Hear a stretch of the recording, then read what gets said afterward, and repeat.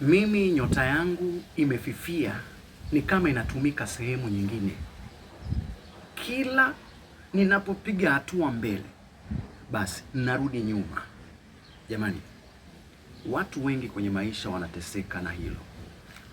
Unapata mtu kabisa mwenye ameng'aa tu, nyota yake inang'aa, ila mtu mwingine ana wivu na nyota yake na anataka kuitumia kwa ajili ya manufaa yake binafsi. Leo nakwenda kuambia kitu ambacho kitawafaa kupitia vitu tunavyovitumia nyumbani. Kama hii hapa. Unajua hii ni nini? Unajua hii ni nini? Kwa sababu tunatumia na ni spice. Tunaitumia manyumbani kwetu, tunaitumia kwenye vyakula vyetu, kwa kila kitu. Na ni dawa kubwa sana. Dawa ya mambo mengi sana. Tutafanya vipi? Kama mimi nimefanya kazi lakini nahisi ni kama nimefungwa, nyota yangu imefifia na inatumika sehemu nyingine, basi hii ni chumvi ya kawaida tunayoitumia nyumbani. Chumvi ya kawaida. Napenda sana kutumia chumvi ya kawaida kwa sababu wengi wanashindwa kupata chumvi ya mawe ambayo ni sea salt. Alafu hii ni karafuu. Wengi tuna karafuu nyumbani, kwa sababu ni spice. Karafuu zipo maanake zinatumika manyumbani. Kwa hiyo unaona hii chumvi. Chukua karai lako la maji unalokwenda kuogea. Kwenye video zangu za awali nimewafundisha, nadhani mnakumbuka, mambo mengi. Na usio uchawi. Jamani, usio uchawi. Usije ukasema jamani mimi nafanya uchawi, usio uchawi. Chukua chumvi ya kawaida. Nyunyuzia kwenye mkono wako. Kwa mimi nitanyunyuzia kidogo tu kwa sababu nakupa wewe elimu. Ila wewe nyunyuzia. Ukishanyunyuzia hiyo chumvi yako, chukua karafuu yako. Weka karafuu yako kwenye hiyo chumvi. Unapoweka kwa kidole chako kimoja, mix huo mchanganyiko. Mix mchanganyiko. Na chunga sana isimwagike. Unagusa tu kwa mbali ukitamka maneno yako ya imani kulingana na dini yako ama kulingana na imani yako. Sema yote. Nyota yangu popote ilipo, aliyeichukua, aliyeizima ama anayetumia, ninairudisha kwangu na ninaing'arisha upya. Ninaikinga na mateso yamenitoka ndani yako kupitia imani yako, kupitia dini yako. Ukishamaliza, chukua hiyo mixture. Weka, usirushe, chukua polepole, weka mkono wako kwenye maji, kwenye beseni yako ya maji ya kuogea. Alafu achilia mkono wako. Hiyo chumvi yote na karafuu imwagike kwenye maji. Wala usichanganye maji, hapana. Usichanganye maji. Nyunyuzia tu. Wachilia tu mkono kabisa, alafu pendua mkono, uhakikishe hiyo mixture imene ama hiyo chumvi na karafuu haibaki kwenye mkono wako. Toa mkono wako. Oga na hayo maji. Hiyo haifanyiki kila siku. Oga mara moja tu na utanishukuru. Mara moja tu. Haifanyiki kila siku na utanishukuru. Kuna mambo mengine kwenye maisha yanafanyika, alafu binadamu wa kawaida anashindwa kuelewa nini tatizo, kwa sababu ni mambo ambayo yanafanyika kiroho. Usipojua utasumbuka sana.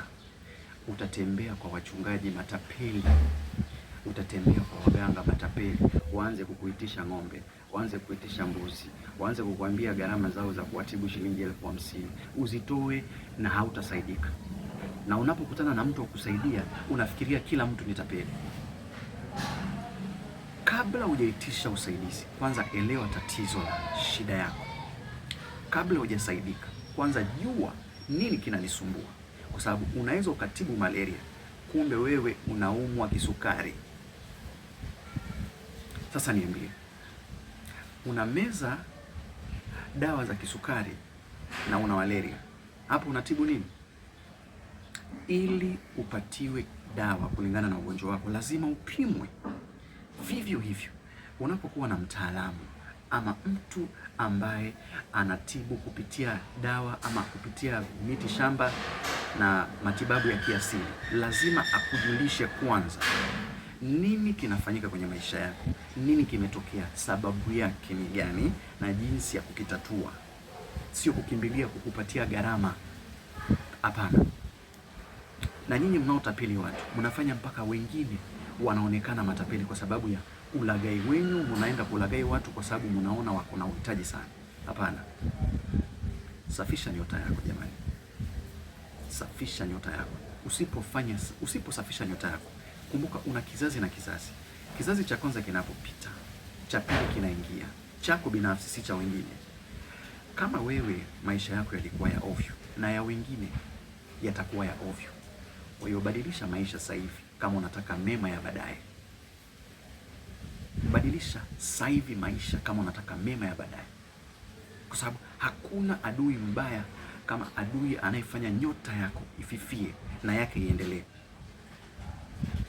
Wewe unajua maana ya nyota?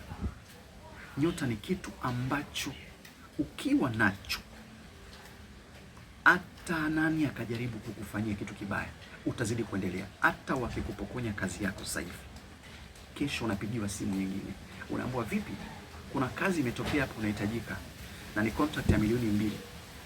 Nyota ni kitu ambacho ukiwa nacho, ukiwa na hiyo nyota, hata wakakuroga vipi kama imekingwa, hawawezi fanikiwa. Hata wakakuibia, kesho utasimama. Kwa hiyo nyota ni kitu cha maana ambayo tunatakiwa tuikinge,